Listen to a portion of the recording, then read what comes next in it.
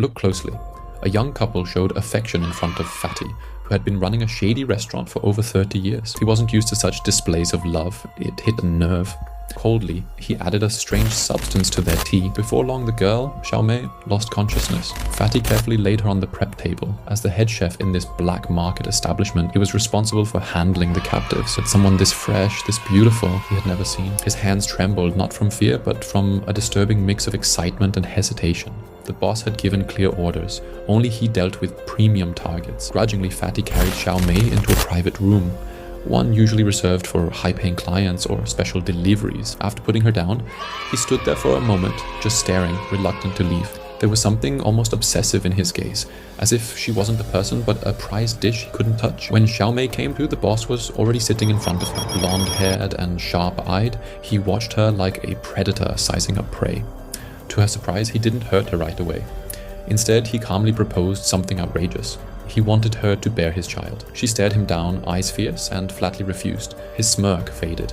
Without another word, he left the room. Later that night, as she sat alone, hoping her boyfriend would find her, Xiaomei felt something under the bed. It was an iron nail, likely left behind by mistake. She quietly hid it and formulated a desperate plan. She began stretching her body and dancing slightly, provocative enough to draw attention, just enough to tempt. It worked. Fatty was watching. His breathing grew heavier, but before he entered, he secured her leg to a heavy iron chain, bolted to the wall, just in case.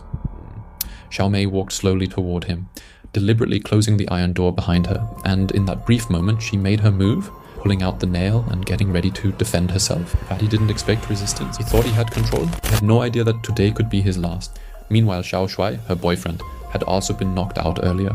When he came to, he noticed one of the guards wasn't fully loyal. With quick thinking and manipulation, he planted doubts in the man's head. Under psychological pressure, the guard panicked and fled, allowing Xiao Shuai to escape during the confusion. Hearing Xiaomei's screams, he ran toward the private room. With all his strength, he kicked the door open and launched himself at Fatty, beating him to the ground. Xiaomei broke free of the chains and escaped with him.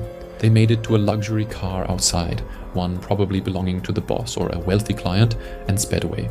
But their relief was short-lived. Standing in the middle of the road ahead was the blonde-haired boss, arms stretched wide, as if daring them to hit him. Xiao Shuai floored the gas, but the car suddenly stalled. The timing couldn't have been worse. Panic set in. He kissed the key, murmuring prayers. Xiaomei did the same, holding onto him tightly. After a few tense seconds, the engine roared to life. No time to think. Xiao Shuai hit the accelerator. The car lunged forward. As they charged at the boss, he took a stance. Maybe out of desperation, maybe arrogance. He looked like he believed he could stop them. But this wasn't a movie. The car didn't stop. I'm Brother New. Catch the next part to see what happens next.